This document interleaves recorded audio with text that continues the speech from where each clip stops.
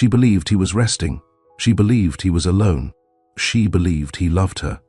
But when her driver called to ask, "Mom, this isn't a retreat. This is a penthouse in the city," she didn't cry. She drove herself. And what she saw behind that door changed her life without saying a single word. Welcome to Mr. Charles Stories, where every tale echoes the strength, scars, and silence people carry when love doesn't go as planned. Have you ever found out the truth about someone, but they never said a word? Have you ever smiled through something that nearly broke you? This is a story about what happens when a woman walks into her husband's second life and chooses quiet power over chaos. Stay to the end, because what she did after the truth is where her real power lived. The waves were slow today, soft enough to hear her breath between their breaks. Nael Arden sat on the stone bench near the cafe she visited every morning. Same seat, same time. Locals knew her by her stillness. She was kind, respectful, reserved. She smiled politely but never invited conversation. She had a presence, the kind that came from surviving something she never explained. She'd been here for almost a year, quietly building her life again, and the only thing louder than the wind that day was the memory that brought her here. Nael didn't grow up with wealth. She was raised in upstate New York, surrounded by woods and worn-down cabins that smelled of pine and rain. Her mother worked nights at the local hospital. Her father ran a hardware store until his back gave out. They taught her how to fix what she could and let go of what she couldn't. They taught her how to listen more than speak. She carried those lessons into adulthood. She graduated from a small college, studied interior design, built a boutique client list that spread by word of mouth. She never advertised. She didn't need to. And when she met Kalen Drex, she wasn't impressed by his money. She was moved by his quiet. He didn't flex his wealth. He didn't dominate rooms. He noticed small things, like how she tied her hair in a loose knot when she was tired, or how she'd hum when trying to decide on something important. They met at a design pitch for a new luxury housing development in Soho. She wasn't supposed to get it. She was competing with 3 major agencies. But when she finished her presentation and began packing her notes, he followed her out. "You know what sold me?" She turned. "I thought I lost it." He smiled. "No, it was when you said, 'A home should never speak louder than the people who live in it.' That line's been echoing in my head all week." She raised a brow. "That's not on any of the slides." "Exactly." He invited her to lunch, then to walk around the city, then to spend time at his brownstone in Brooklyn, where he revealed he still loved old books and jazz and hated small talk. He wasn't like the CEOs people warned her about. He wasn't loud. He wasn't careless. He moved with deliberation. He looked at her like she wasn't furniture in his space, but something he was learning how to sit beside. 9 months later, they were married. Quiet ceremony. Private vows. No media. They moved into a penthouse Kalen owned but rarely used. The floors were warm.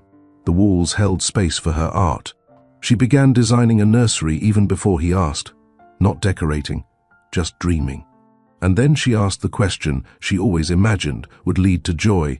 "When do you want to start our family?" He paused, then smiled, but not with his eyes. "Let's wait a little," he said. "I want to enjoy you first." Her fingers froze mid-stroke on the edge of his suit sleeve. She nodded, but she felt it. A crack. He didn't say no. He didn't sound unsure. He sounded careful, measured, like someone calculating risk. Still, she told herself not to rush the moment. He was busy. He was building. When he said he needed time away, she understood. The company was expanding. The pressure was rising. He booked a weekend retreat in the Catskills, sent her the address, promised to rest and reflect. Nael stayed back. She used the time to finish a design project. She watered the indoor plants, cleaned the kitchen, folded his shirts, and on a whim, she framed a photo of them from a winter cabin trip. They were laughing, her cheeks rosy, his arms wrapped around her waist from behind. She paired it with a handwritten note. "Wherever you are, I hope you're not alone. Unless that's the peace you need. Love, N." She asked the driver to deliver it directly. He was discreet, reliable, but 3 hours later he called. "Ma'am?" "Yes, I'm here, but this isn't a retreat. It's Thorn Estate Towers." "What?" "It's a luxury condo in Manhattan, not upstate, private access only." I thought maybe I made a mistake, but her throat tightened. "No, you didn't make a mistake." She didn't call Kaylin. She didn't demand answers. She got dressed, slowly, carefully, navy coat, no perfume, no heels, a flat black loafer and her hair tied back. She wore a wedding ring that suddenly felt borrowed. And then she drove herself to the address. The Thorn Estate Towers stood like a monument to the rich and guarded. You didn't get in without being someone, or being sent for. But when she walked up to the front desk and gave her name, the guard blinked, then nodded. "You're on file, ma'am. He left your name." Her pulse froze. She nodded politely. The elevator opened like it had been waiting. She stepped in. She stood alone. Just her breath, and the rising truth. When the elevator doors slid open to the penthouse, she didn't walk in like a wife. She walked in like a woman ready to face something she already knew, but needed to see. The apartment was silent. Nael stepped out of the private elevator into a place that smelled, too crisp to have been lived in by a man claiming to need rest. The floors gleamed, not a speck of dust on the counters. But it wasn't the cleanliness that bothered her. It was the smell, not her lavender linen spray, not his usual sandalwood cologne. Something floral, sweeter, faint hints of vanilla and baby powder in the air. She moved slowly, not because she was afraid, but because she wanted to see everything clearly. No anger, no rush. Her breathing was steady. To her left, a narrow hall led to the living room. To the right, a pair of nude-colored ballet slippers rested by the wall. Child size, lightly worn. Her fingers brushed against the doorframe as she walked into the living space. Then she saw it. A large photo on the mantel above the fireplace. Kaylin, kneeling on a beach, holding a laughing little girl in a sundress. Her curls bounced wildly. His smile looked so natural it almost took Nael's breath. He had never smiled that way in any of their photos. Nael stepped closer. The child's eyes were green, just like his, and the woman who stood behind them, tall, elegant, her arm resting gently on Kaylin's shoulder, wore the same silk scarf Nael now saw folded on the armrest of the couch. A low piano melody hung in the room, not from speakers, from real sheet music, half open on a piano bench.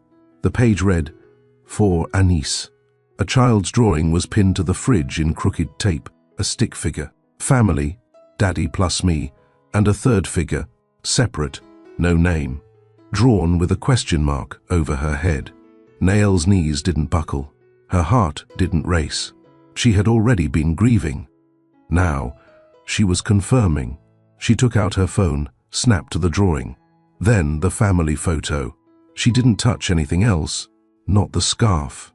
Not the toothbrush in the master suite. Not the pink socks beside the bed. Everything in this apartment said they belonged here. She didn't. The master bedroom held no trace of her. The sheets were smooth, folded at the corners. A faint perfume lived on the pillows, light and unmistakably feminine. The bathroom cabinet held 2 toothbrushes, one white, one pink. A small glass cup held floss picks, a child's blue toothpaste and hair ties. There was no doubt. This wasn't a fling. This was a parallel life, one built carefully, away from her. Shielded, maintained, loved even. Nael stepped back out into the hallway, stared one more time at the photo. Kaylin's arm around that little girl's waist, his lips against her temple. A real kiss. A father's kiss. She wondered what the girl's name was. She wondered what story Kaylin told the woman who lived here. Did he say he was single, divorced, widowed? Did the woman know she existed? Nael closed her eyes. She hadn't come to confront. She came to see.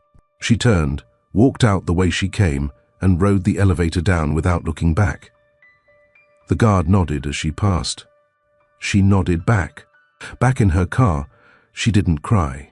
She sat still, one hand on the wheel, one hand on her lap. The city moved around her. Horns, lights, movement. But inside that car, she sat in silence. She hadn't lost a husband.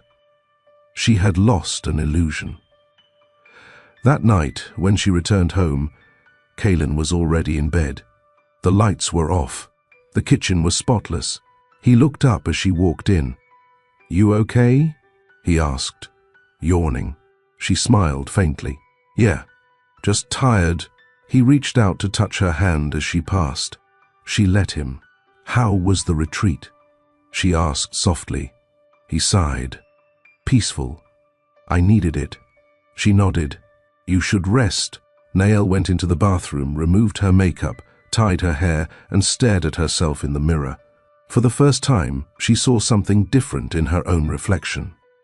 Not sadness, not weakness, not even betrayal. She saw control. A woman who had held her silence in the face of a lie that could have destroyed her.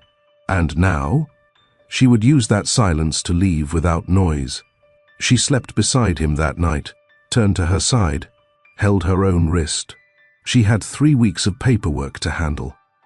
The first week, she began moving her personal savings into a private account he couldn't trace. She visited the bank during work hours, changed her emergency contact, removed his name from her health insurance. She called a lawyer. Quiet, efficient, paid in full for confidentiality. She never raised her voice, never skipped a dinner, never missed a goodnight kiss. He didn't know anything had changed. He never noticed her looking at him longer than necessary, memorizing the way he walked, how he laughed at his phone, what time he showered. She memorized everything, not out of love, out of clarity. Week 2, she stopped scheduling couples' brunches, let his calendar dictate their meetings. She waited for him to mention the next trip. He didn't, but when he claimed he had a board dinner and came home late, she simply smiled. "You smell like steak," she joked. "Ribeye," he laughed, kissing her forehead. "You know me too well." She didn't flinch. Week 3, she drafted the letter. No emotion, no explanation, just the truth. "I met your other life. I didn't break your things. But you broke trust. I hope your daughter never finds out what betrayal looks like from her mother's side. I won't be used to cover what you're ashamed to show. You taught me how much people hide. I'll never hide again. Nael." She placed it in an envelope, wrote his name on the front in ink. On a Friday afternoon, she packed her bags. 1 suitcase, 1 carry-on, only what belonged to her. No wedding dress, no framed pictures, not the anniversary ring. She left that on the dresser. She set the envelope on his desk. She turned off the lights, closed the door quietly, and walked out of the life she had entered so gently and exited so powerfully. She didn't leave as a victim. She left as a woman who refused to be part of someone else's lie. Nael didn't tell anyone where she was going. She booked a one-way ticket to a quiet coastal town on the edge of Virginia, not the popular kind filled with beachfront tourists and polished boardwalks, but the kind where life slowed down without asking for permission.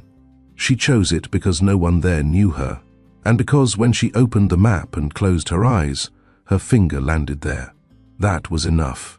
She rented a small beach house with white shutters and a porch swing that creaked with every breeze.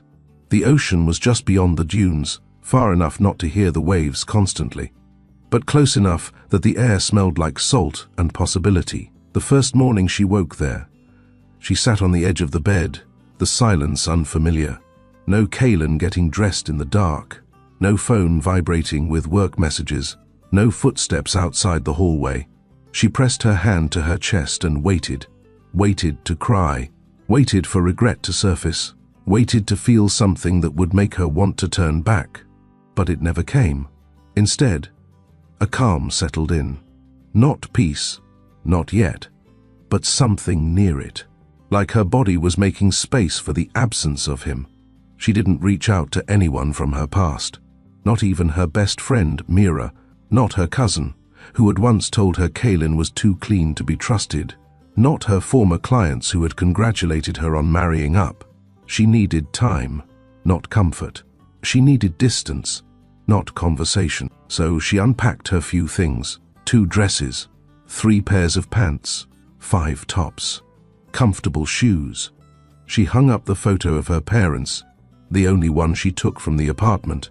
In it, they were sitting on a wooden bench outside their old home, her mother leaning into her father's chest, her father squinting into the sun. Both of them were gone now, and maybe that was why she'd stayed so long with Kaylin, because he was all the family she thought she had left. The town was quiet. Locals smiled without pressing. The grocery store clerk was an older woman named Dinah who wore bright lipstick and remembered everyone's name by the second visit.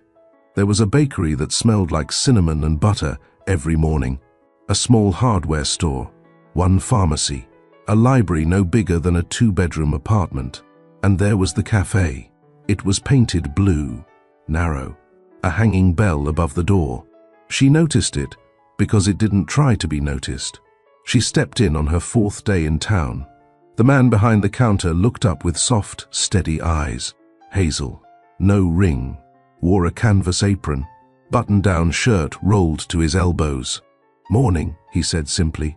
"Morning," she replied. No questions, no smile forced from politeness, just acknowledgement. "I'll have a tea," she said. He nodded. "Chamomile, okay?" "Perfect." She paid in cash. He handed her the cup. She turned to sit near the window. That was it. She didn't even ask his name.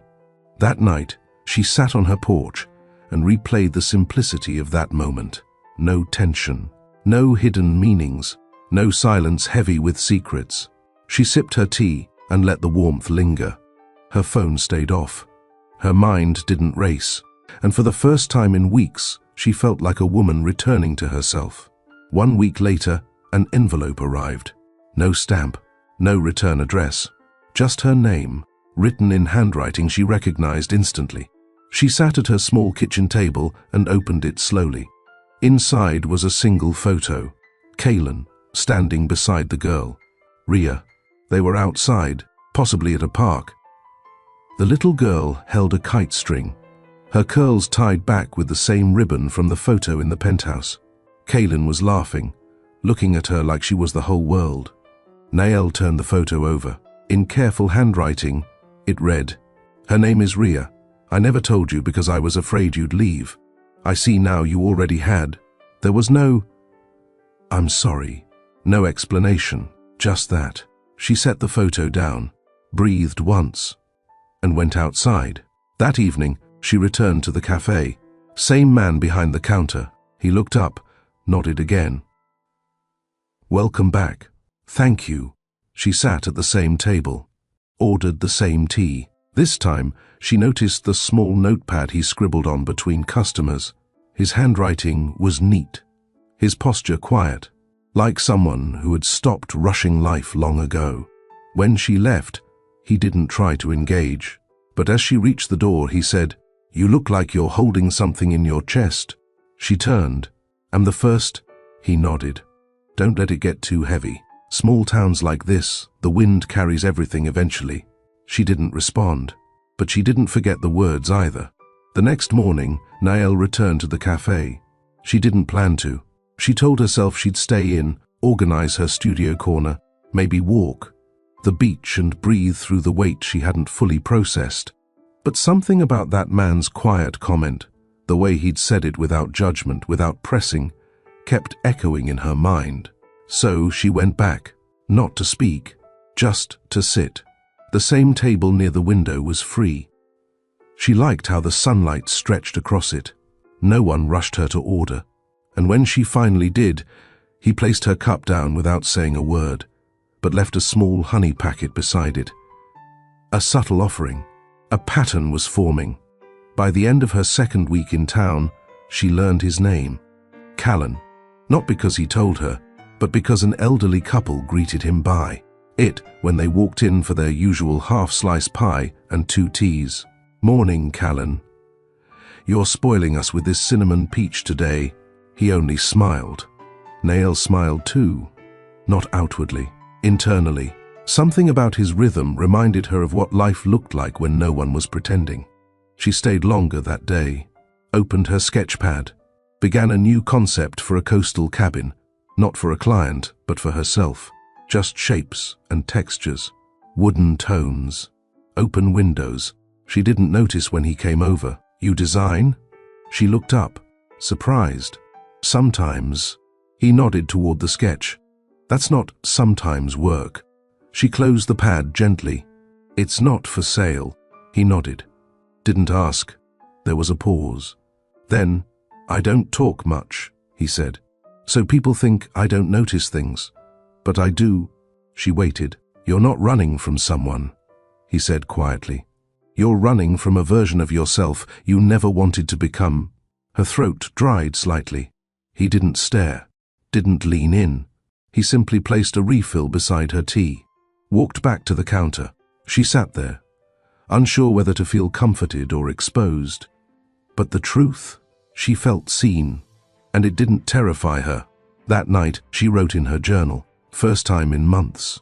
I met a man who speaks the way I used to think, not in answers, in pauses." 3 more days passed. She visited the library, bought a small plant for the kitchen window, started sleeping with the curtains open so the moonlight would wake her instead of her past. Then, one evening, after closing time, she walked by the cafe. The lights were off, except one near the back. She hesitated. She didn't want to intrude, but something pulled her toward the door. She tapped lightly. Callan looked up from behind the counter, surprised, but didn't look annoyed. He opened the door halfway. "Everything okay?" Nael nodded. "I forgot something." He raised a brow. "What?" "My breath." He paused, then stepped back. "Come in." She entered, sat on the same stool she always used. He made her tea without asking. This time, he sat across from her. The cafe was silent except for the ticking clock on the wall. "I'm not here to explain," she said softly. "I don't have the words for the last 5 years, but I left a man who wore truth like cologne, only sprayed when someone got close." Callan didn't smile. He didn't look shocked. He simply whispered, "I know that kind of man." Her eyes met his. "I was never enough for him," she said. "You were too much," Callan replied. "Too real. And that's harder to perform around." She stared at the rim of her cup. "I walked into his second life by accident," she murmured. "I'm glad you walked out on purpose." They sat like that for almost 30 minutes. No need to fill the silence. Before she left, she placed her palm gently over the edge of the counter.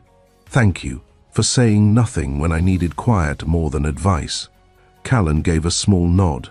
"You're welcome back any time, even when you don't want to speak."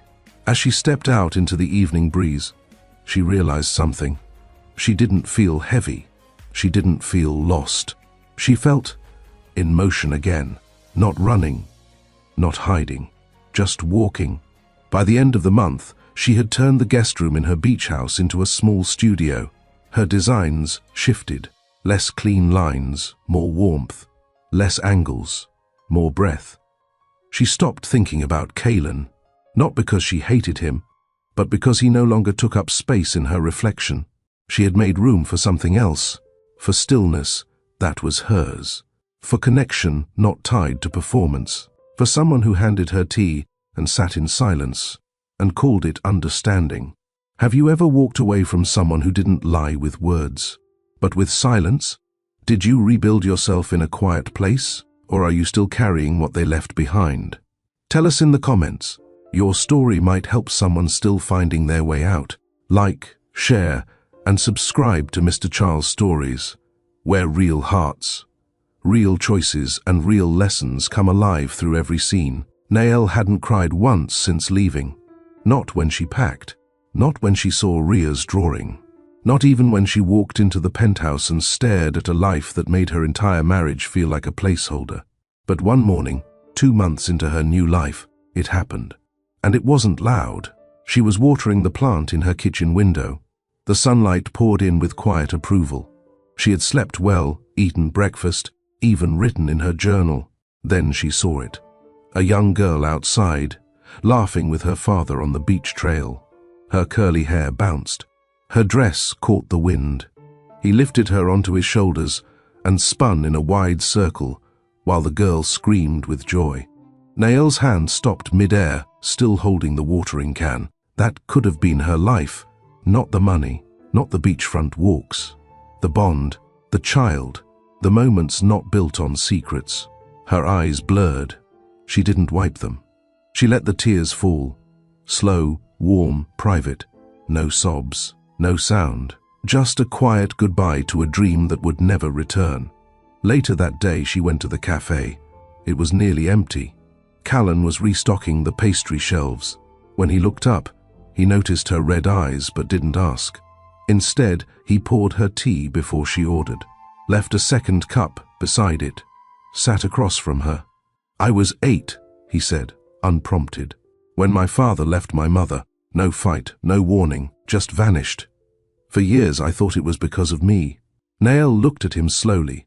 "I'm not sharing to compare," he added, "just to say, the silence they leave behind teaches you how to fill rooms with your own voice." She didn't respond, but for the first time, she nodded. It was the smallest act of agreement she'd made with anyone in months. That evening she walked along the shore. It was colder now. The tide stretched wide across the sand. Her shoes filled with grit, but she didn't care. She breathed deep and thought about how many lies are never spoken, only lived. Back at home, she made herself a meal. Simple pasta, poured herself a glass of sparkling water, lit a candle. Then she opened her laptop and clicked on her old client folder. For the first time since she left, she stared at her work without flinching. The style had changed. Back then, everything had been minimal, sleek, muted, almost like she was designing the kind of life she thought Callan wanted. Now, she wanted something different. Warm light, raw textures, imperfect edges, homes that felt like truth. She created a new folder, named it, reclaimed, and began again. The next day, she showed Callan a sketch. "I'm rebuilding my portfolio," she said. "I need honest feedback." He studied it quietly, took his time, didn't rush to respond. "I'd live here," he finally said. "That's not feedback." He handed it back. "It is. You're designing safety." She blinked. "What do you mean?" "Some people design for status, others for approval. You're building places people want to heal in." She stared at him, the weight of his words landing deep. "You don't even know me," she said. "I don't need to," he replied. "I see it in your lines." The next time she returned to the cafe, something changed. Callan left the counter to sit beside her, not across. Their elbows touched slightly. Neither moved. They didn't talk for a while. Then, quietly, he said, "Do you miss him?" Nael didn't answer right away. "No," she finally said. "I miss who I thought he was." Callan nodded. "That version was real to you. For a while," she whispered. "The hardest part wasn't leaving. It was realizing I didn't know how to stop protecting someone who never protected me." He didn't respond. He just leaned closer. Not to kiss, not to crowd, but to remind her she wasn't alone at the table. The next morning, she returned to the cafe early. It wasn't open yet. She hadn't meant to come so soon, but sleep had left her before sunrise, and her feet carried her there like it was instinct. The bell above the door didn't chime. It was locked, but Callan was inside.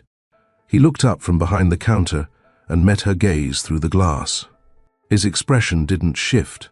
He didn't look startled or annoyed. He unlocked the door slowly and pulled it open, wordlessly. She stepped in. He said nothing. Neither did she. But when he gestured for her to sit and slid a cup of tea in front of her, her shoulders relaxed for the first time that day. "I didn't come to talk," she said after a while. "I didn't open to listen," he replied softly. She smiled faintly. "That's supposed to be comforting. It's supposed to be true." The cafe lights were still half dimmed. The air smelled like cinnamon, coffee grounds and flour. No music played, just the low hum of the refrigerator and the distant cry of seagulls outside. Nael looked around, really looked. The cafe was worn in the best way. Imperfect tiles, smudges on the window corners, a slightly wobbly stool that no one complained about. It didn't try to impress. It simply existed. I used to decorate spaces that looked nothing like this, she said. Callan raised an eyebrow. Everything was polished, chrome, grey, museum clean. It felt like, if you breathed wrong, the whole room would shift. You mean rooms for people who didn't live in them? Exactly. She swirled the cup in her hand. I think that's what my marriage was, she said quietly. A perfect design for people who weren't living honestly inside it. Callan walked around the counter and leaned on the wall across from her. You think he ever loved you? Nael's eyes met his. There wasn't pain in her expression. Not anymore. Just clarity. I think he loved how I fit his idea of together. I didn't ask questions. I didn't demand time. I didn't threaten to become more than he could manage. She paused. I think he loved my silence. Callan exhaled slowly. And now? She sipped her tea. Now I'm learning how to raise my own voice, even if no one hears it. The door creaked open. A woman with a bright scarf entered. Callan greeted her with a smile. Morning, Lucy. Nael watched how he interacted. Soft, steady. A man who didn't need charm to be kind. Lucy glanced at Nael and smiled gently. We've seen you around. Nael gave a nod. Trying to make that a habit, Callan handed Lucy her order and a small paper bag. When the woman left, Nael spoke again. What happened to you? Callan didn't flinch. You mean, what broke me? No, she said. What shaped you? He looked at her for a long moment. My brother died when I was 24. We were only a year apart. He was louder, bolder, reckless, but brilliant. He always said I was the shadow. After he passed, I thought I had to become both of us. Nael leaned in slightly. Did you? No, I tried. I failed. Then I realized I was never meant to be two people. I was meant to be one honest one. She stared down at the steam rising from her tea. That's the loneliest lesson, isn't it? Callan nodded. At first. Then it becomes the most freeing. Later that day, Nael returned home and opened her sketchpad again. But this time, she didn't design for someone else. Not for a client. Not for a company. Not for a memory of who she used to be. She sketched a kitchen with open shelving, a fireplace that wasn't centered, a bathroom with cracked tile floors, intentional, real, grounded. Her lines were softer now, less rigid, more human. She didn't know where this house existed, but she knew she would live in it, even if only on paper for now. That evening, she sat on her porch again. The breeze tugged at her sleeves. The ocean sounded like someone whispering through their sleep. She closed her eyes. For the first time, she thought about Ria, not with pain, but with tenderness. She wondered what the girl liked. If she liked music, if she drew, if she had questions her mother didn't answer fully, Nael would never reach out. That choice belonged to someone else. But she did whisper something under her breath. I hope you never feel like someone's secret. Inside, she lit one candle, played soft instrumental music, cooked dinner without checking her phone once. Before bed, she wrote in her journal, I am not waiting to be chosen anymore. I have already chosen myself. Nael woke to the sound of wind against her window. Not harsh, just steady, like it was reminding her that the world outside kept moving, even when she didn't. She slipped out of bed, wrapped herself in a thick cardigan, and made tea before the sun finished rising. Her phone was off again. She liked it that way. No one could reach her unless she allowed it. She sat at her kitchen table and watched the steam rise from her mug.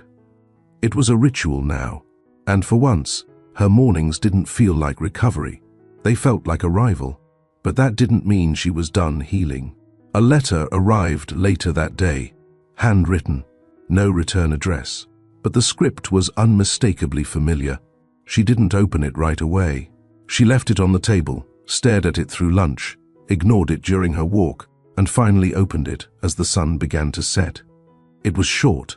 You left without a fight. I thought you'd call me names. I thought you'd ruin everything. You didn't. And maybe that's worse. I miss you. See." She folded the paper once, then again, slid it into a drawer and closed it without a word. There was no apology, only ego. Kaylin didn't want her back. He wanted her to react, to scream, to explode, to let him play the role of the misunderstood man. But she'd given him no flames to feel burned by. She'd left the match unlit.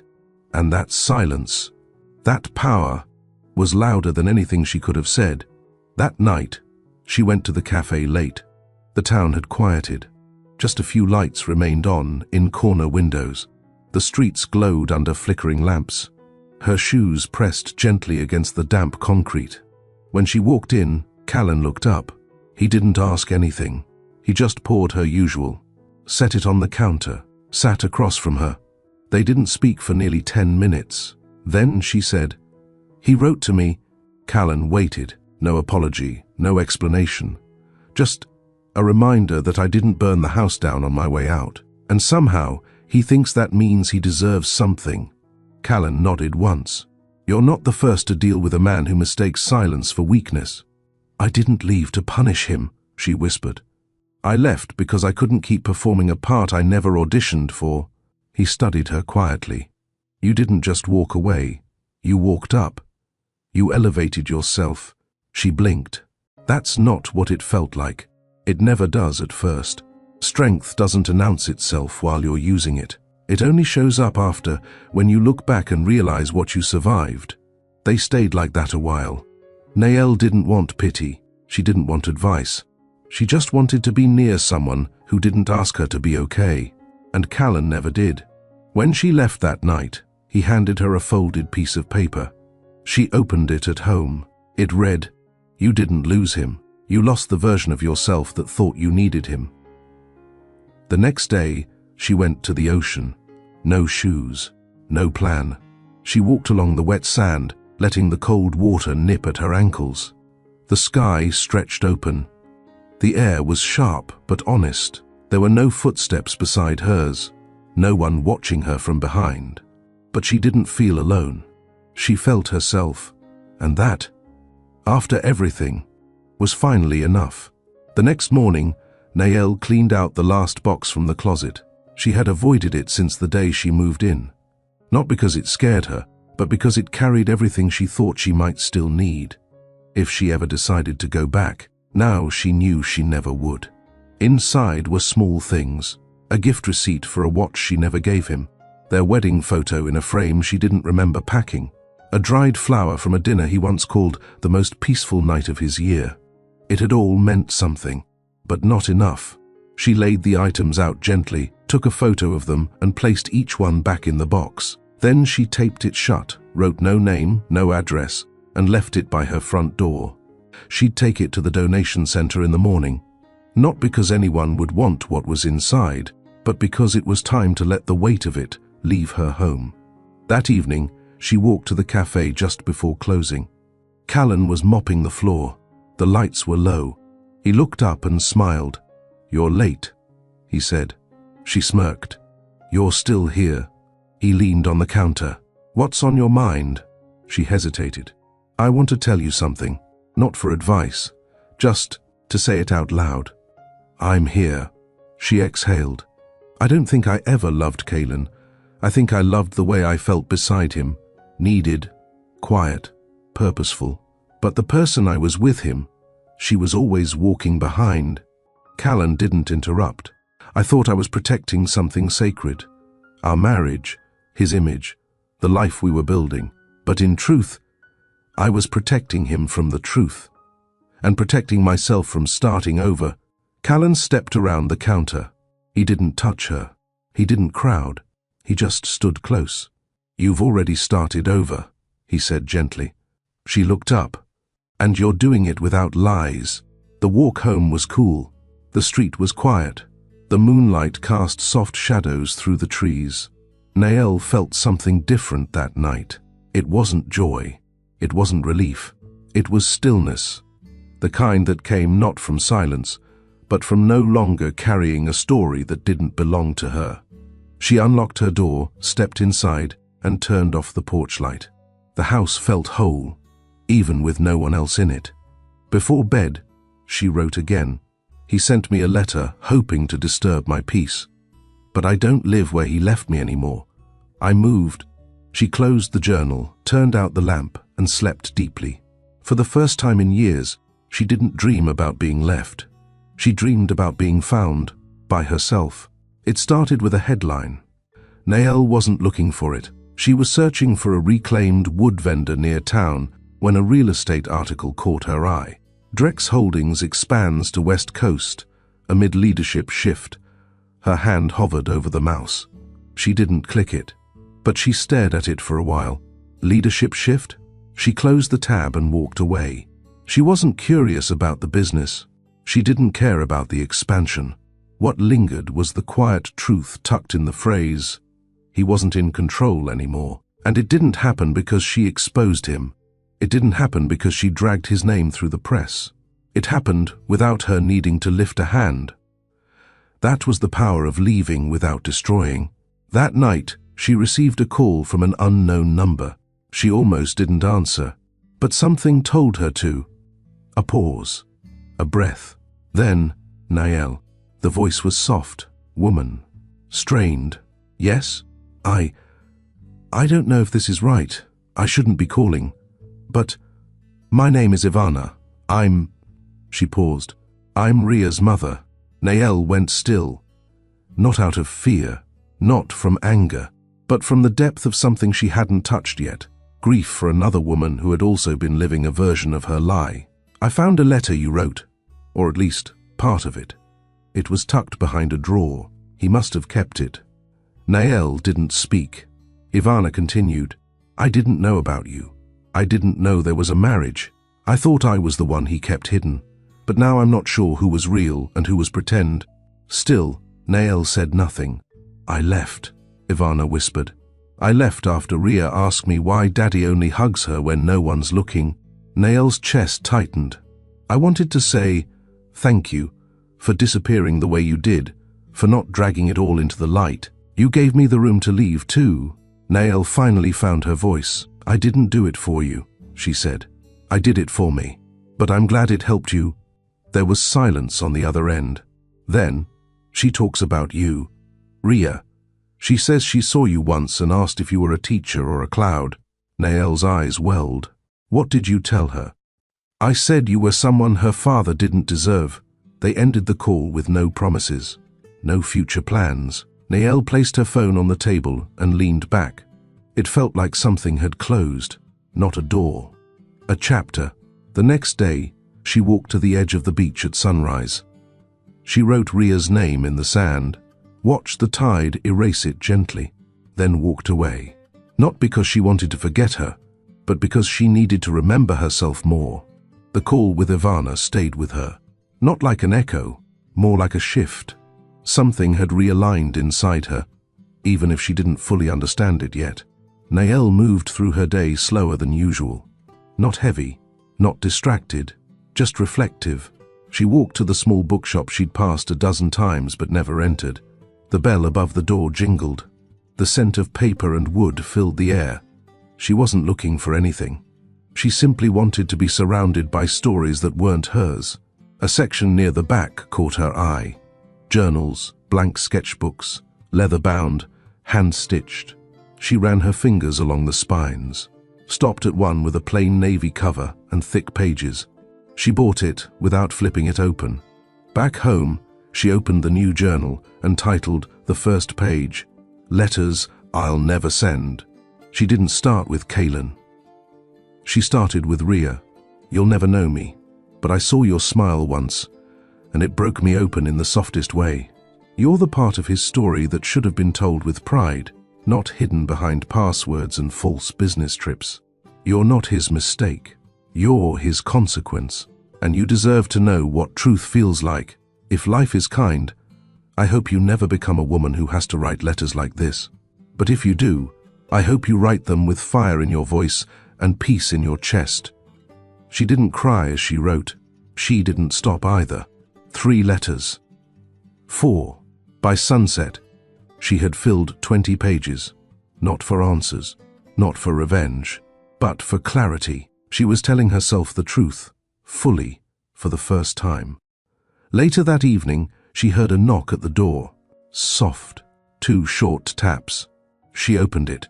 Callan stood there, hands in his pockets, eyes unreadable. "I closed early," he said. Nael tilted her head. "That's new. I wanted to walk." She stepped aside. "You want company?" He looked at her for a moment, then nodded once. They walked in silence down the shore path. The sun was dipping low, casting long shadows. He didn't ask what was on her mind. She didn't ask why he came, but at some point, without either of them saying a word, their hands brushed. Then, held. She looked down at their fingers. No tension, no need, just touch. He didn't speak until they reached the bend in the trail where the ocean stretched wide and open. "She called, didn't she?" he asked. Nael didn't pretend not to know who he meant. "Yes," he nodded. "You okay? I thought it would make me angry, or sad, or jealous. And it made me grateful that I left before I became more than just his mirror, before I became unrecognizable to myself." Callan stared at the horizon. Some people are good at using love as a smokescreen. They give just enough to keep you hoping, but never enough to keep you whole. Nael exhaled. He was good at that. Callan looked at her. "You're better without him. I'm better without pretending." They stood there as the sky turned orange, then gold. Nael turned to face him. "You always show up when I least expect you." "I don't show up," he replied. "I stay nearby. You decide when I get closer." She smiled at that. The truth of it. They walked back slowly. The town lights blinked on. A few neighbors waved. The sound of the tide followed them like background music. When they reached her porch, she turned to him. "You want to come in?" He didn't move forward. "I do," he said honestly. "But not tonight." She nodded. No offense. No rejection. "Why not?" "Because this moment is whole already," he said. "And I don't want to rush what's already beautiful." She blinked, then nodded again. "Okay." He squeezed her hand once before stepping back. "I'll see you tomorrow. Same cafe?" He smiled. "Always." Nael watched him walk down the street, hands back in his pockets, steps slow and unforced. She didn't rush inside. She stood on her porch and watched the stars come out, one by one. That night, she wrote one last letter, to the version of me who waited too long to speak. "I forgive you. You weren't weak. You were careful. You weren't blind. You were hopeful. You weren't lost. You were patient. But now, you're free." She closed the journal, turned off the light, and went to bed with a steady heart. Nael didn't expect anything to happen that morning. She followed her routine like always, woke before sunrise, brewed tea, sat by the window as the town stretched into motion. The air was crisp. The sky was clean. It felt like another page in a story she was slowly rewriting. But that morning, something waited at her door. A package, no return label, no note, just her name, written in black ink on the top. She carried it inside with both hands, set it on the table, stared at it for a long moment, then opened it. Inside was a hardcover book, a limited edition photography journal titled Private Spaces, Design in Hidden Corners. She knew the book. She had tried to order it 6 months ago before it sold out. There was no signature, no note tucked inside, nothing in the packaging. But there was no doubt in her mind. It was from him. She turned the book over. The cover was untouched, the seal still on, but it didn't feel like a gift. It felt like a tether, a silent reminder of what he thought still connected them. She stood up, walked to her fireplace, and placed it in the small wooden crate she used for kindling. She didn't burn it. She just didn't put it on her shelf either. At the cafe, Callan noticed the slight tension in her shoulders. He didn't mention it. Instead, he handed her tea and said, "You look like someone who made a decision." She smirked. "I made one this morning. Was it hard?" No, she said. What's hard is realizing how long I've made decisions based on someone else's feelings. He nodded. And now I do it based on mine. She paused, then added, I'm tired of being polite about my peace. Later that day, she met with a potential client, a local couple renovating an old cottage on the edge of the cliffside. They wanted someone who could bring warmth to a cold space, someone who didn't just decorate, but translated emotion into texture. Nael listened to them speak for 30 minutes. Then she pulled out her sketch pad and began drawing as they talked. By the time they finished, she slid the page across the table. The wife gasped softly. The husband leaned in. This feels like us, he said. Nael gave a small smile. Then I'm the right fit. That evening, she walked along the beach path again. It was becoming a ritual, the slow unraveling of her thoughts as the tide mirrored her breathing. Callan found her there, not by plan. He walked beside her in silence for a few steps, before speaking. Do you want to talk about it? Nael shook her head. Not really. He nodded. Then we won't.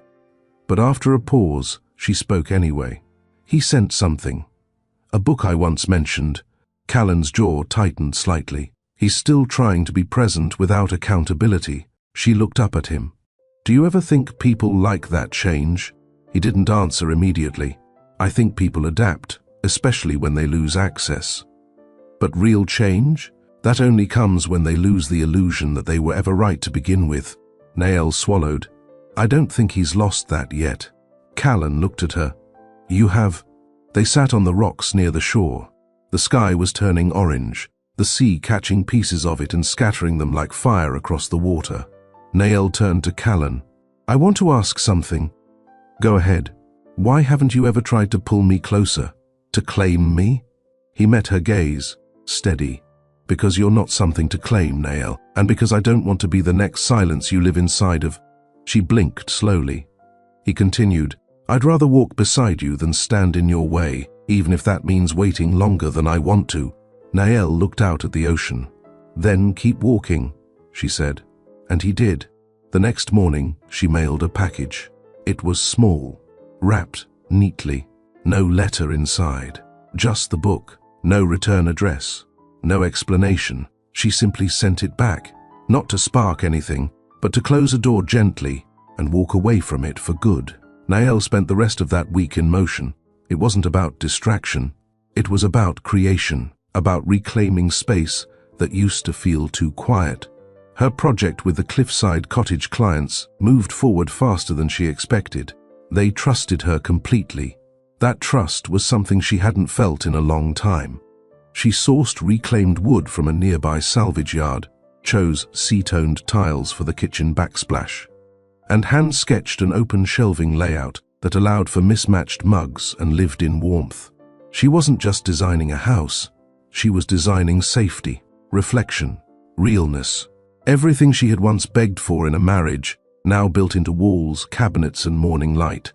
One afternoon, while painting sample swatches on the cottage walls, her phone buzzed. Mira, her best friend from back home, the one she hadn't called since leaving. Nael hesitated, then answered. Hey. Silence. Then, you sound good. Nael let out a soft laugh. I'm getting there. Where are you? Somewhere that lets me breathe. Mira was quiet. Then, I saw him. Nael tensed. Where? A conference in Seattle. He was speaking on stage, smiling, talking about growth and legacy. Like none of it ever happened. Nael looked out the window at the sea. That sounds like him. Mira sighed. I wanted to throw my drink at him. Nael smiled faintly. Thank you for not. You deserve more, Nael. I know that now. A pause. Then Mira said, I'm proud of you, and I miss you. Nael's eyes warmed. I miss you too. They ended the call softly. No pressure, no pushing. But it felt like another part of her life was gently returning. Not the past, but the parts that had always loved her right. That evening, Callan showed up at her door. She hadn't expected him, but she didn't mind. He held a tray with 2 cups of tea and a brown paper bag. I figured you worked late. You forget to eat when you're sketching. She stepped aside. "You're not wrong." They sat at her small kitchen table, the candlelight flickering low. Inside the bag was fresh bread and lentil stew from the cafe kitchen. She took a bite and for a moment said nothing. Then, "I spoke to someone today." He waited. "My best friend.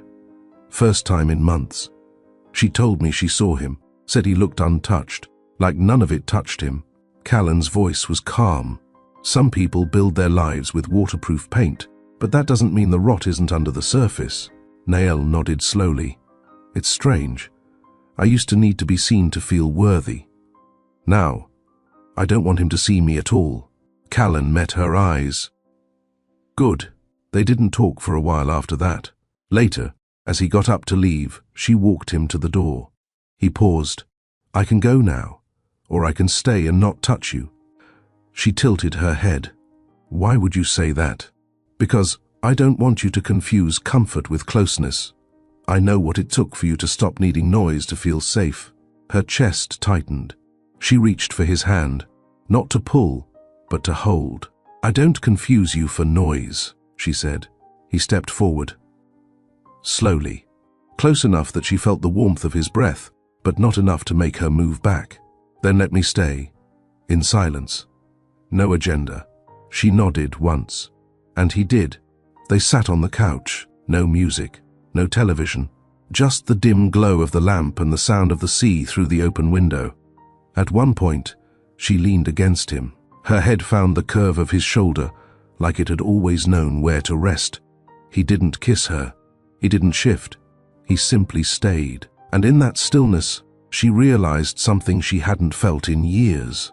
She was safe. Have you ever returned something quietly? Not to get even, but to get free.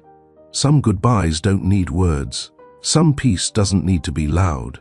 Sometimes, silence is the closure. Tell us in the comments, what helped you finally choose yourself? Like, share, and subscribe to Mr. Charles Stories, where quiet strength, healing, and real love always find a voice. Nael woke before the sun, but not from restlessness, from clarity. The kind that settles in after months of emotional noise have finally quieted.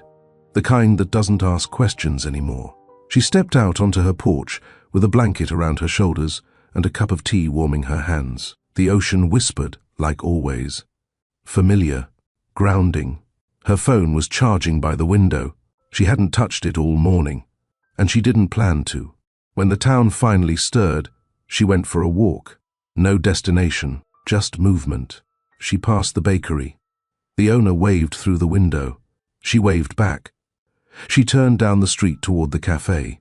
The chairs were already outside. The smell of roasted beans floated through the air. Inside, Callan stood behind the counter, sleeves rolled to his elbows, hands moving with quiet rhythm. He looked up the second she entered. His eyes softened. "You slept?" She nodded. Deeply, he poured her usual. "That's a good sign." They didn't sit right away. She leaned on the counter. He leaned back. There was no tension, just ease. Then she said, "I think I want to stay." Callan stilled. "Here? In this town? In this space? In this version of myself?" His shoulders relaxed. He smiled, slowly. "I hoped you would." She raised an eyebrow. "You did?"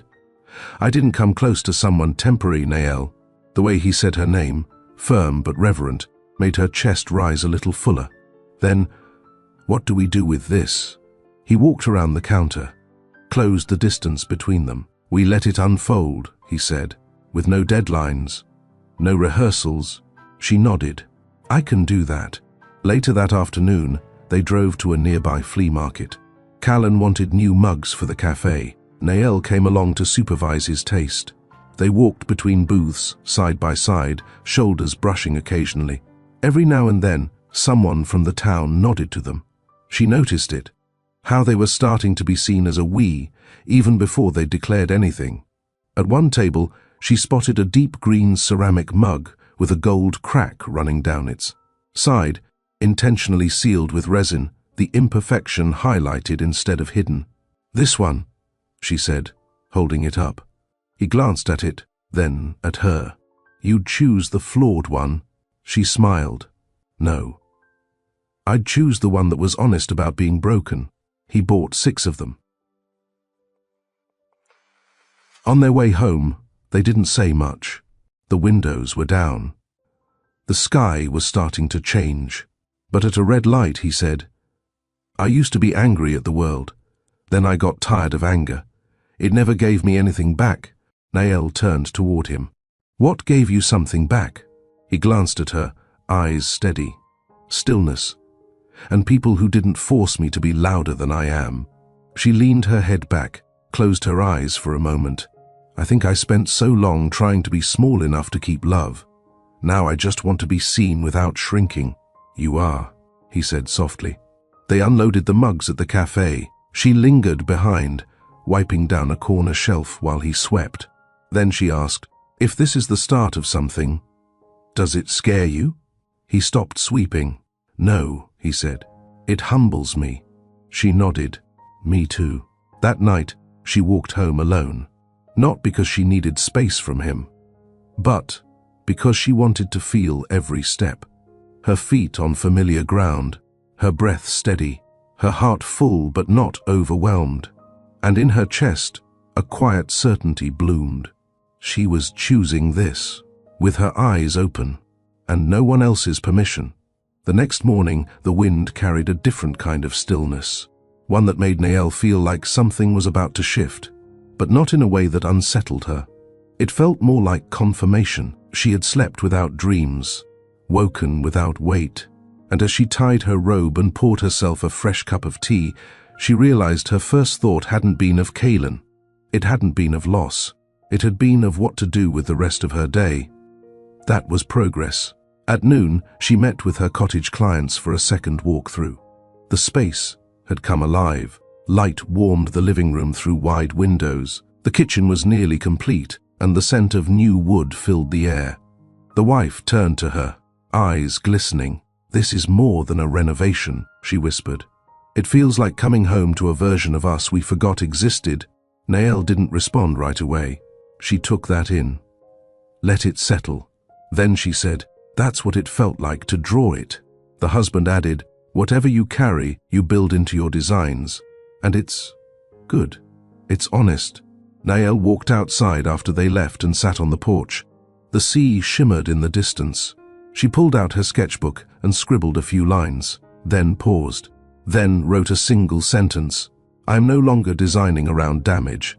I am designing from strength. Later that day, Callan showed up with 2 paint-splattered lids in hand. I need you to settle a disagreement between me and myself, he said. She chuckled, letting him in. Okay, let's hear it. One's bold, one's soft. I like both. I don't trust either. She led him to the table. He laid the lids side by side. One was a deep forest green. The other, a warm grey with subtle brown undertones. This for the cafe? He nodded. Feature wall. She leaned in, touched both, then pointed to the warm grey. That one. The green will demand attention. This one will make people stay longer without knowing why. He grinned. You know, I hired you without paying. She smirked. You pay in peace. He laughed under his breath. Fair deal. They ate dinner on her porch that evening. Bread, soup, soft music playing from her small speaker. Callan leaned against the post, sipping from one of the new mugs. This is the first time in years I haven't felt the need to be needed. Nael glanced at him. That a good thing? It's the best thing. She set down her glass.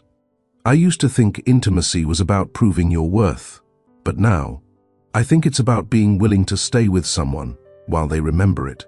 Callan looked at her like he'd been waiting to hear those words. You don't owe me your healing, he said. She smiled. And that's why I trust you with it. As the sky turned dusky, they moved inside. She lit 2 candles, turned off the ceiling light. The room glowed amber. Callan sat on the couch. She joined him, slowly, her knees brushing his. He didn't reach for her. He waited. When she leaned her head against his chest, he adjusted only enough to hold her without restraint.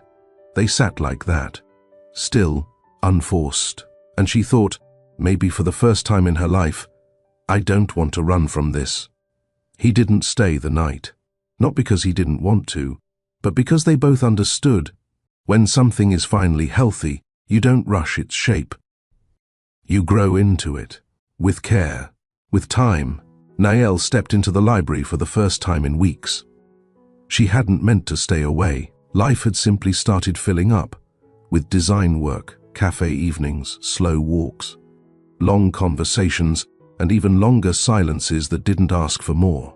But today, she needed the library. Not for books, for stillness, for a table near the window where the light didn't judge her. She pulled out her journal and stared at a blank page for several minutes. Then she wrote, "Peace isn't what happens when the pain ends. It's what grows when the pretending does." She closed the journal without signing the entry. Some truths didn't need her name stamped beneath them. As she stepped out into the street, a familiar voice called her name. Nael. She turned and spotted Mira across the road, waving with both arms and already crossing before the traffic light had even changed. Nael smiled. "You're insane. I'm alive." Mira grinned, wrapping her in a tight hug. "And you're glowing. You didn't even post a thing." "I haven't been posting anything," Nael said. "It's been nice." Mira pulled back to look at her face. "I can see that." They walked together toward the cafe. Nael didn't ask why she was in town. She didn't need a reason. The visit felt right, like the universe confirming she had finally created space for people who never needed her to perform. Inside the cafe, Callan greeted Mira with his usual soft nod. "You must be Mira," he said. Mira raised an eyebrow. "You must be Callan." Nael bit back a grin. Callan handed her a menu. "Everything's good, but the pie today was made with someone on my mind." Mira looked at Nael. "He's poetic. I like him." Nael shrugged. "I warned you." They ordered, ate, talked about nothing and everything. Mira never once brought up Callan. She didn't have to. There was no place for him in this room anymore. Later, on the walk back to Nael's house, Mira said, "You built a new life without fireworks." Nael looked at her. "Is that a compliment?" "It's the best one," Mira said. "You didn't need a spectacle to survive. You chose soft rebuilding. That takes more strength than revenge ever will." Nael stopped in front of her gate. "I still think about her sometimes. Ria." Mira touched her arm gently. "Of course you do. But thinking about someone doesn't mean you're still bleeding." Nael stared out at the water. "I hope she feels safe. That's all I care about now." Mira nodded. "She will. Because someone who loved her chose to walk away quietly instead of adding more damage." That night, Nael sat with Callan on the porch. She didn't tell him everything about Mira's visit. She didn't need to. But she did tell him something she hadn't admitted aloud before. "I used to think my value came from being useful, quiet, steady. That love was something I had to earn through behavior. I didn't realize I was enough just breathing." Callan reached over and placed his hand on hers. "You're not just enough, Nael. You're the standard." She looked at him, and in that moment, she knew. She didn't just want this life. She had chosen it, with all of her. The next morning, Nael stood in front of her mirror a little longer than usual. She wasn't checking for flaws. She wasn't deciding on the right shade of lipstick or whether her blouse needed to be tucked in. She was simply looking at herself. She ran a hand over her collarbone, then down her arm. Not out of vanity, out of recognition. This body had carried her through heartbreak, through silence, through change, and now, through healing. She was still here, still standing, still choosing herself. She met Mira for brunch at the Cliffside Diner. It overlooked the water. No reservations, no cloth napkins, just strong coffee and the kind of food that didn't apologize for its weight. They ordered omelets and laughed through bites. Mira told her stories about their college days, ones Nael had forgotten or maybe buried, beneath years of trying to become the woman she thought she was supposed to be. At one point, Mira looked up and said, "You haven't checked your phone once." Nael blinked. "Didn't even think about it." "Exactly," Mira said, smiling. "You're present now. You're in your life. After they finished, they walked the trail behind the diner. It led to a bluff where the wind rolled in heavy and wild. Mira tossed off her shoes and let her toes dig into the earth. Nael followed. "Do you ever wish you could rewrite parts of your life?" Nael asked. Mira didn't answer immediately. She stared at the horizon, then said, "No. I think pain writes the parts of us we can't fake. I don't want to erase that. I want to build around it." Nael let those words settle, because she didn't want to rewrite her life either. She just wanted to live it now, without hiding. Later that day, Callan invited them both to the cafe for a soft launch of his new space, a corner he had redesigned based on her suggestion. The warm grey wall now held framed sketches by local artists. Plants hung from reclaimed wood beams, and in the center sat a bookshelf, where anyone could leave or take a book, no questions asked. It felt like more than design. It felt like intention. Nael watched as Mira scanned the shelves. Callan walked over and quietly handed Nael a small framed print. She turned it over and read the words, "Peace isn't the absence of noise. It's the courage to stop translating yourself for people who never asked to understand you." She blinked, then looked up at him. "You wrote this?" He nodded. "I'm putting it in my studio," she whispered. Callan didn't smile for praise. He just said, "I meant it for you." That night, Mira left. They hugged outside Nael's house.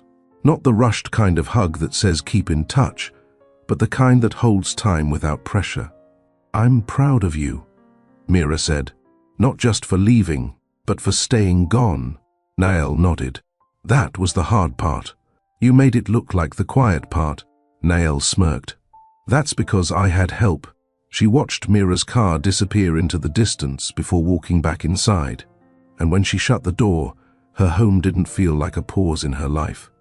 It felt like the center of it. She found Callan waiting on the porch. No phone, no clock, just him, sitting. "Everything okay?" she asked, settling beside him. He shrugged. "I don't always know how to talk about good things. I used to brace for the next blow." She turned toward him. "You're allowed to stop bracing now." He looked at her, and this time, he didn't ask. He leaned in slowly, giving her every chance to shift away.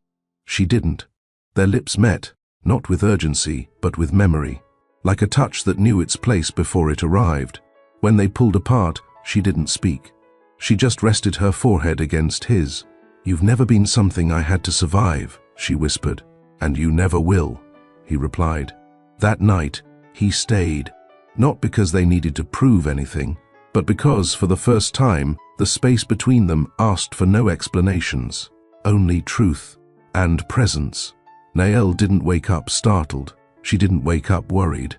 She opened her eyes to soft morning light stretching across the ceiling, the sound of the ocean faint in the distance, and Callan's quiet breathing beside her. He was still asleep. His arm lay relaxed across his chest, his body turned toward her. And in that stillness, she realized something important. She didn't feel claimed. She felt considered. She watched him for a moment, not to memorize him, but to witness the peace between them. Then she quietly slipped out of bed. Downstairs, she brewed tea. The scent of cinnamon drifted into the kitchen air. She moved through the house as if it were her own, because it was, not borrowed, not hidden, not temporary. She sat by the window and opened her journal. "This isn't a reward. This is a return. To myself. To who I would have been if love hadn't asked me to shrink." Callan joined her an hour later, still barefoot, eyes soft with sleep. He kissed her cheek and poured himself a cup of tea before sitting beside her. They didn't speak for a while. Finally, he said, "You write a lot." She nodded. "I never used to. Not when I was with him. Everything I wrote back then felt like proof that I could be enough, that I could be gentle, that I could be small." Callan looked at her. "You're not small." "I know," she said. Now, she spent the afternoon meeting with her clients to finalize the cottage handoff. The project was complete. The couple walked through the space with slow reverence, marveling at the way it felt familiar, lived in, even before they'd moved anything in. The wife hugged her tightly. "You gave us more than a home." You gave us something we thought we'd lost, belief that we could still change how we live. Nael smiled. That's what design should do. As they left, the husband handed her a sealed envelope. For you, no strings, just thanks. She didn't open it right away. She drove home in silence, the envelope on the passenger seat, untouched. That evening, she and Callan sat outside, watching the town settle down around them. The streetlights glowed amber. The trees swayed gently. Someone's dog barked in the distance. Nael opened the envelope. Inside was a handwritten note and a check. The amount made her breath catch. It wasn't what they'd agreed on. It was more, a lot more. The note read, "You built something we didn't know how to ask for. We'd rather overpay than ever undervalue you." Callan leaned over. "You okay?" She nodded slowly.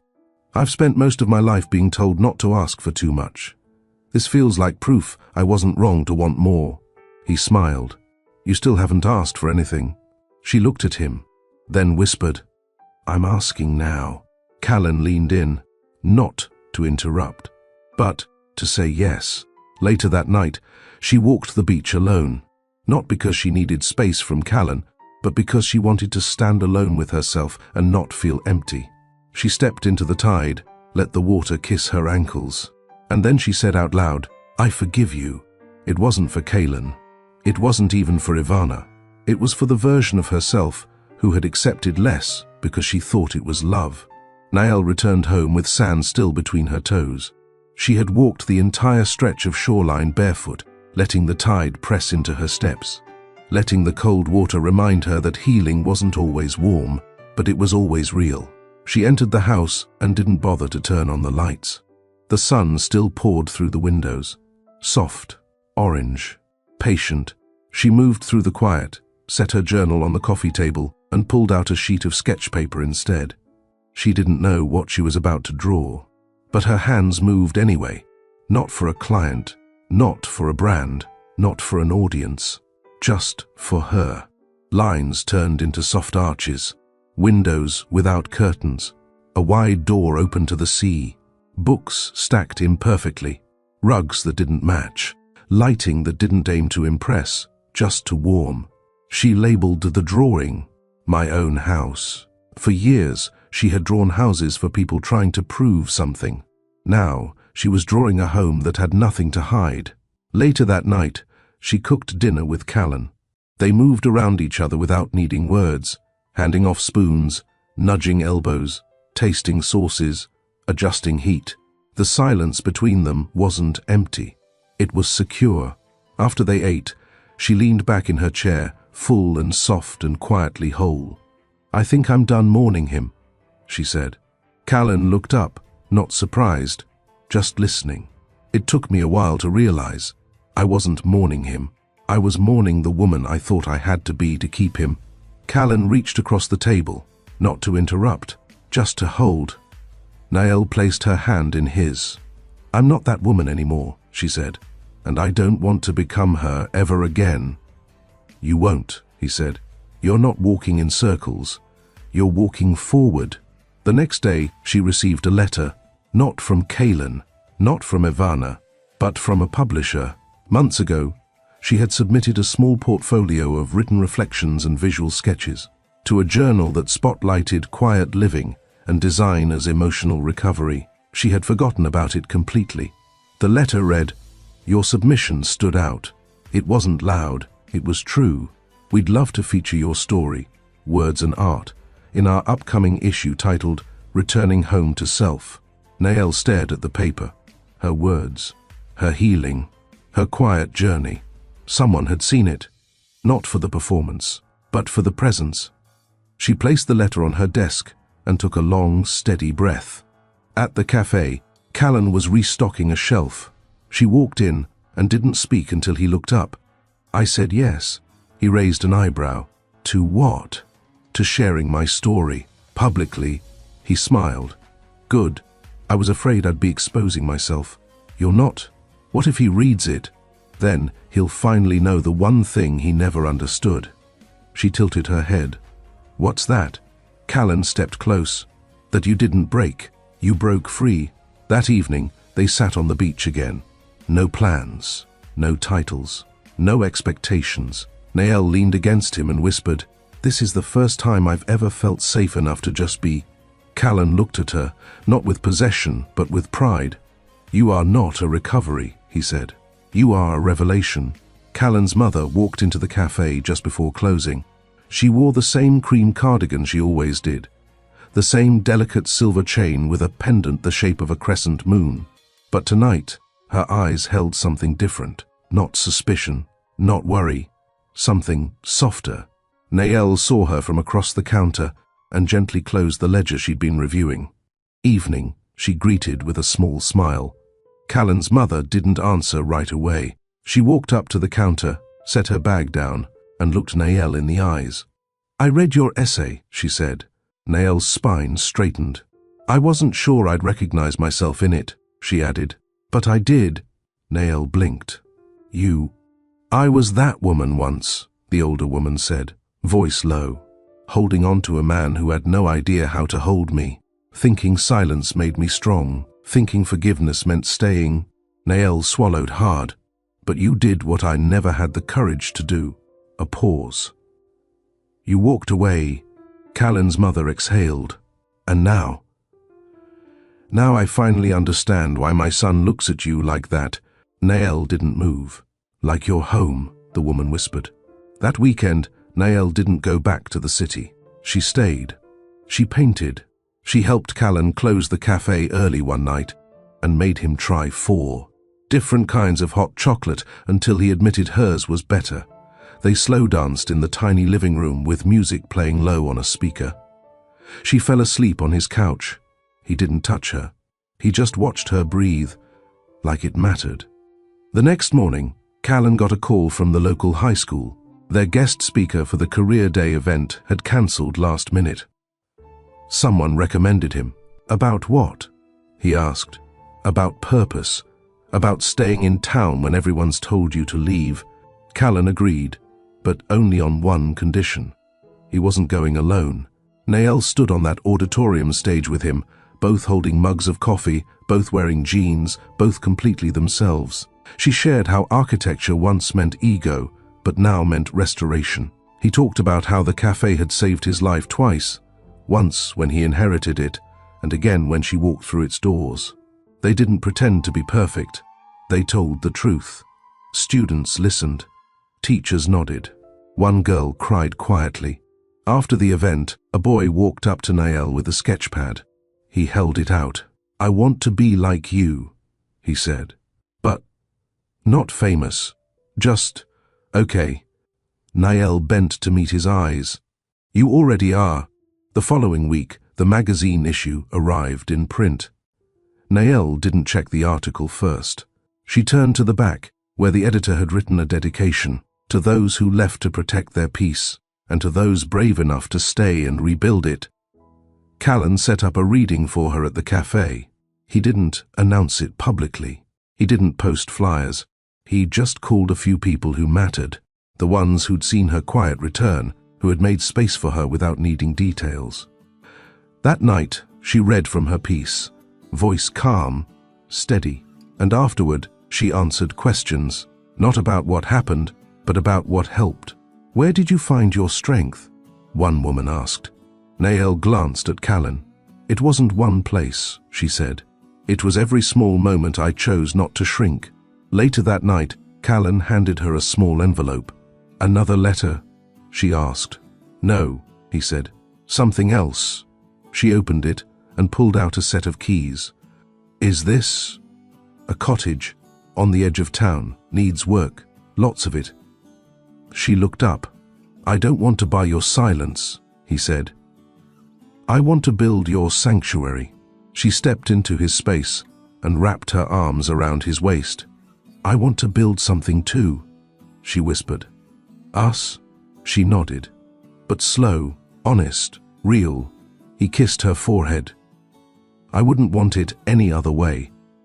The cottage stood at the far end of a quiet lane, a little crooked, a little weathered, but solid.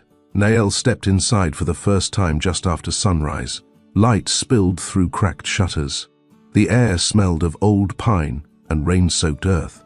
Callan followed behind her, a coffee thermos in one hand, tools in the other. She walked through the space slowly. Wooden beams, a fireplace made of stone, a tiny kitchen that had good bones even if it was missing cabinet doors. She looked at the floor. "I can already hear the footsteps here," she said softly. Callan set the tools down and walked beside her. "Then we start here." He knelt and removed a loose board. She grabbed a pry bar and joined him. And just like that, they began. Over the next several weeks, their days took on a new rhythm. Morning tea on her porch, work at the cafe or on the cottage, evening meals, shared plans, unshared silence. She learned how to sand hardwood. He learned how to step back when she needed space. They didn't label it, didn't define the pace, but they were building something real, not just out of wood and stone, but out of presence. Nael didn't talk about Callan anymore. She didn't need to. His name had faded from her tongue, the way pain does when it's no longer tied to survival. One afternoon, while painting the bedroom walls a muted ivory, Nael heard Callan calling from outside. "Come here." She wiped her hands on her jeans and stepped onto the porch.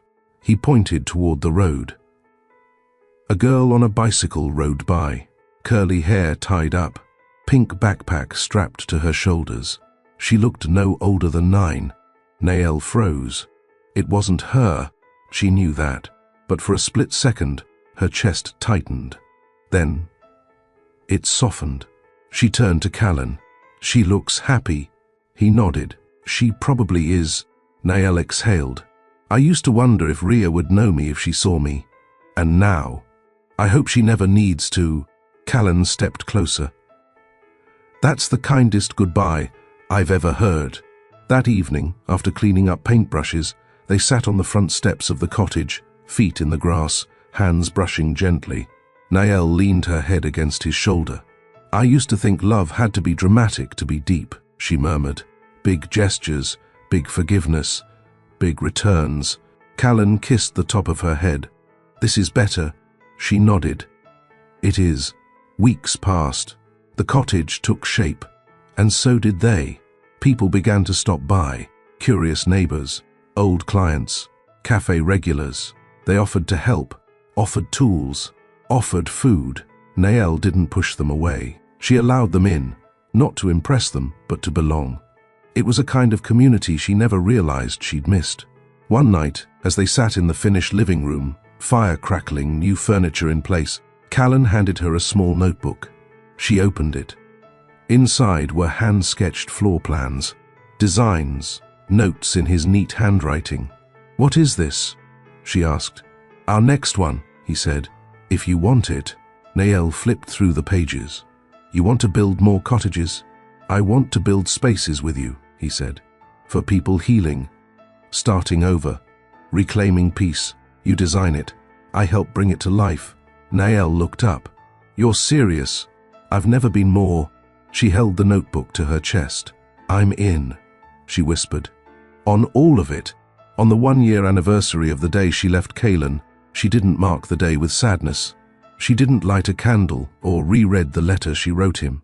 She simply stood in her own kitchen, in her own home, with the man she loved sitting at the counter, flipping through her newest magazine feature. And when he looked up and said, "You know, you look lighter this month," she replied, "That's because I stopped carrying what wasn't mine." They never held a wedding. They never posted photos. But in every corner of their life together, there was a quiet vow. To be honest, to move slow, to choose peace over performance, and to always, always protect the kind of love that didn't ask them to shrink. Some stories don't end with revenge. They end with redirection. Some goodbyes aren't loud. They're sacred. And some love stories don't start with fireworks. They start with someone choosing to come home, not to a person, but to themselves. If this story spoke to you, tell us in the comments, what moment made you choose yourself again? Like, share, subscribe to Mr. Charles Stories, where every chapter heals something quietly.